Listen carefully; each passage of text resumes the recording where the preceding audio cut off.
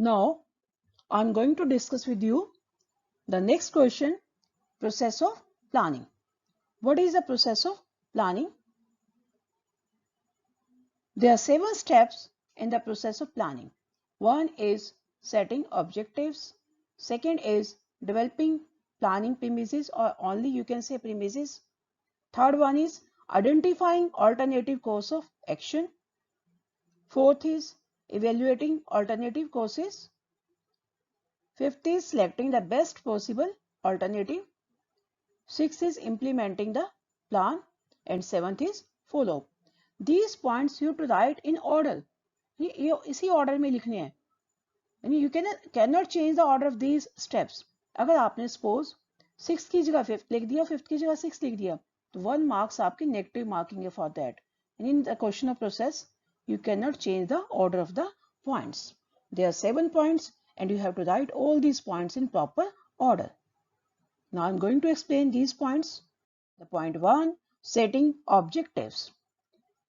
The first and foremost step is setting objectives. यानी planning का सबसे पहला स्टेप क्या है? Setting objectives. यानी सबसे पहले what are your goal, what is your objective, पहले वो सेट करना. यानी if you are making plan to get good marks in your 12th standard, तो सबसे पहले आप ये तो डिसाइड करोगे ना कि अपने मार्क्स कितने अचीव करने हैं.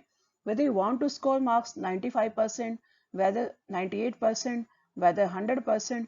For that objective, for the achievement of that objective, you will make plans. And the first step is setting objectives, and objectives are the end results which managers wish to achieve. Objectives से तो जिस तक वो पहुंचना चाहता है manager, they must be specific and clear. The objective should be specific and clear. We can say smart objective होने चाहिए, like objective should be specific, S for specific, M for measurable, यानी जिसको मेजर भी किया जा सके. यानी quantitative term में होना चाहिए, क्वांटिटी में होनी चाहिए. जैसे 95% मार्क्स, तो ये मेजरेबल है. अगर हम कहें अच्छे मार्क्स, अच्छे कितने, we can not measure that. तो यानी जितना भी गोल सेट किया जाता है, इट शुड बी मेजरेबल. उतना रखो जितने अचीवेबल हो. यानी आप अपने कैलिबर के अकॉर्डिंग ही ऑब्जेक्टिव सेट करोगे. यानी ऑर्गेनाइजेशन में भी वही ऑब्जेक्टिव, वही टारगेट सेट किया जाता है जितना एक ऑर्गेनाइजेशन अचीव कर पाए. And objective should be realistic and timely achieve हो जाने चाहिए. तो every organization must have certain objectives, कि बिना ऑब्जेक्टिव्स के एक ऑर्गेनाइजेशन सेटअप ही नहीं होती. Objectives may be set for the entire organization and for even department. यानी पूरी ऑर्गेनाइजेशन के लिए भी ऑब्जेक्टिव सेट किया जाता है, और इवन छोटे छोटे डिपार्टमेंट्स के भी अपने ऑब्जेक्टिव्स होते हैं. They give direction to all departments. यानी ऑब्जेक्टिव से डायरेक्शन देते हैं डिपार्टमेंट्स को. Objective specifies what are the organization want to achieve. यानी ऑब्जेक्टिव्स ही बताते हैं कि करना क्या है. what we have to do, what the employees have to do. And for example, an objective of increasing sale by 20% in the next year.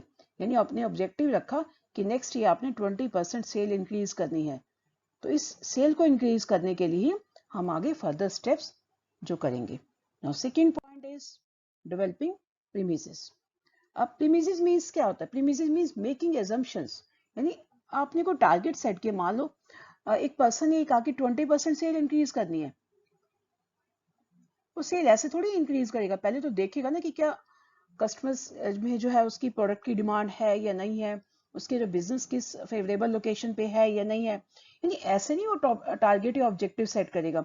यानी उस ऑब्जेक्टिव को सेट करते हुए उसे कुछ ना कुछ एज्यूम करना पड़ेगा, assumptions मानकर चलनी पड़ेगी. यानी premises is concerned with future and which is uncertain. assumption तो फ्यूचर के लिए की जाती है, and future is uncertain, and therefore the manager is required to make certain assumptions about the future, and these assumptions are called premises. And assumptions are made in the form of forecast. जैसे क्या assumption करेंगे कि मान लो 20% cell बढ़ानी है, तो उसके लिए ये मान के चलेंगे ना कि उनकी प्रोडक्ट की मार्केट में डिमांड अच्छी है, demand for the product, interest rate, government policies, tax rate etcetera. These are the assumption. यानी कोई भी टारगेट रखा जाता है तो पहले इन assumptions को भी ध्यान में रखा जाता है. Now third point is identifying alternative courses of action. यानी अब क्या है कि ऑब्जेक्टिव्स को अचीव करने के लिए डिफरेंट वेज आपके पास ऑल्टरनेटिव्स हैं. तो ऑल्टरनेटिव्स की एक लिस्ट तैयार की जाएगी कि कौन कौन से ऑल्टरनेट है. जैसे suppose in order to achieve the objectives of increasing profit by 20%, तो आपके पास डिफरेंट ऑप्शंस है। जैसे द ऑल्टरनेटिव में भी इंक्रीजिंग सेलिंग प्राइस, या तो सेल प्राइस बढ़ा दो या सेल प्राइस कम कर दो, उससे भी सेल बढ़ेगी, आपके प्रॉफिट बढ़ जाएंगे। And purchasing new technology machines, या नई टेक्नोलॉजी वाली मशीन्स परचेज कर लो। And third one is increasing the efficiency of workers by giving proper training, यानी वर्कर्स को ट्रेनिंग दे दो, एफिशिएंट बना दो। जब वर्कर्स एफिशिएंट होंगे तो प्रोडक्शन बढ़ेगी, प्रोडक्शन बढ़ेगी तो प्रॉफिट्स इंक्रीज होंगे। ये डिफरेंट ऑल्टरनेटिव्स हैं, तो आपको एक लिस्ट याद करनी पड़ेगी कि हम गोल्स को अचीव कैसे कर सकते हैं। यानी once objectives are set and assumptions are made, then the next step is to identify all the alternative courses of actions. The alternative courses of actions which may be taken could either be routine or innovative. So these are the alternatives and you have to make the list of these alternatives. Now fourth point is alternatives की list तो आपने तैयार कर ली, अब क्या करना है, उसको evaluate करना है। जितने भी different alternatives आपने choose किए हैं, list तैयार की है, you have to make the evaluation for those alternatives. In this stage, management will evaluate the merits and demerits of various alternatives. जो आपने लास्ट ऑल्टरनेटिव की एक लिस्ट तैयार की है, तो हर एक ऑल्टरनेट का, जैसे सेल इंक्रीज करनी है, प्रॉफिट बढ़ाने तो सेल इंक्रीज करनी पड़ेगी, तो सेल इंक्रीज करनी है या जो हाई टेक्नोलॉजी मशीनरी लेनी है या वर्कर्स को ट्रेनिंग देनी है, ये अपनी लिस्ट एक तैयार की थी। अभी डिफरेंट ऑल्टरनेट है, तो in the light of various objectives of the business and planning premises के बेस पे इसके मेरिट्स और डिमेरिट्स हर एक ऑल्टरनेट के देखे जाएंगे, और फिर after that you can choose the best alternative. यानी पहले आप इवेल्युएट करोगे, इन नेक्स्ट स्टेप जो ऑल्टरनेट सबसे अच्छा लगेगा, after evaluating these alternative you will choose the best alternative. Now fifth point is selecting the best possible alternative. After analyzing the merits and demerits, the most appropriate alternative is selected. यानी आपको लगा कि जैसे profit बढ़ाने हैं तो हम workers को एफिशिएंट बना दें, ट्रेनिंग दे दें, तो उसको चूज कर लिया जाएगा। अगर आपको लगता है कि इससे बेटर क्या है कि न्यू टेक्नोलॉजी वाली मशीनरी परचेज की जाए, मशीन परचेज करोगे न्यू टेक्नोलॉजी वाली, तो उससे प्रोडक्शन बढ़ेगी, जब प्रोडक्शन बढ़ेगी तो प्रोडक्शन से क्या होगा, प्रॉफिट्स भी इंक्रीज होंगे। And this is the real point of decision making. अब अपनी ऑल्टरनेट चूज कौन सा करना है, ये डिसीजन मेकिंग पॉइंट है। The best plan is to be adopted which must be the most profitable with the least negative consequences. यानी आपको वो अल्टरनेट चूज करना है जिससे प्रॉफिट्स तो ज्यादा हो और उसके नेगेटिव एस्पेक्ट्स जो है कम हो। तो फॉर एग्जांपल, तो आपने क्या सिलेक्ट किया, selecting purchasing new technology machine is the best solution for increasing profit. तो आपको लगा सबसे ज्यादा अच्छा सॉल्यूशन यही है। Now next point is implementing the plan.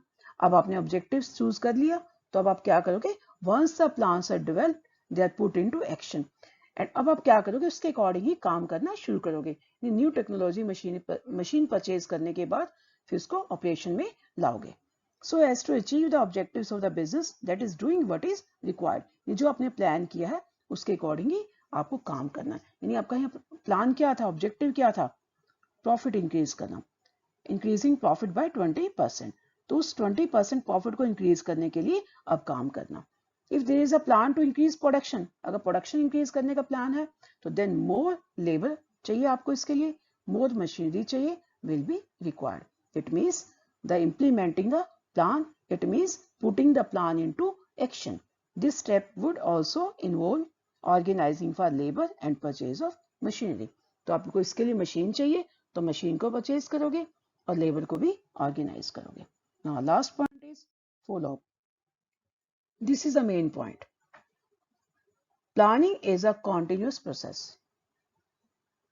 So manager's job does not get over simply putting the plan into action. यानी हमने प्लान डिसाइड किया था ऑब्जेक्टिव कि हमने प्रोडक्शन इंक्रीज करनी है, प्रॉफिट इंक्रीज करने हैं। प्रॉफिट इंक्रीज करने के लिए क्या करना पड़ेगा, प्रोडक्शन इंक्रीज करना करेगी। तो उसके लिए हमने क्या किया, मशीन परचेज कर ली और लेबर जो है ऑर्गेनाइज कर ली। तो यही हमारा काम खत्म नहीं होता, तो हमें फॉलो अप करना है, ये चेक करना है कि वाकई जो हमने ऑब्जेक्टिव सेट किया था उसके अकॉर्डिंग काम प्रॉपर वे से चल रहा है या नहीं चल रहा। जैसे आपका सिलेबस डिसाइड हो चुका था, बट ड्यू टू कोविड-19 आपके सिलेबस में चेंजेस किए गए, सीबीएसई ने क्या किया, आपका सिलेबस को रिड्यूस कर दिया गया है।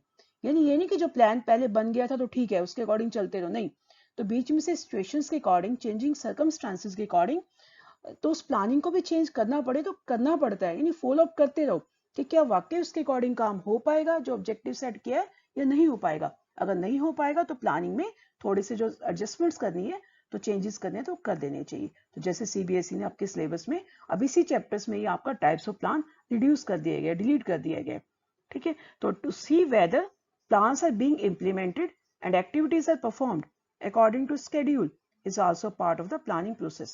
यानी ये भी देखना कि जो अपनी एक्टिविटीज परफॉर्म करे स्केड्यूल के अकॉर्डिंग है या नहीं है, तो सारा चेक करना।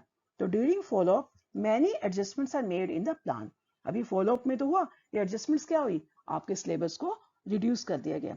तो monitoring the plan is equally important to ensure that objectives are achieved. यानी मॉनिटरिंग करना भी प्लान की उतना ही इंपॉर्टेंट है जितना ऑब्जेक्टिव्स को अचीव करना है। यानी success is in the follow up. अगर आपने फॉलो अप नहीं किया तो यू आर ऑलवेज फेलियर। तो these are the 7 points of the process of planning. Thank you and have a nice day.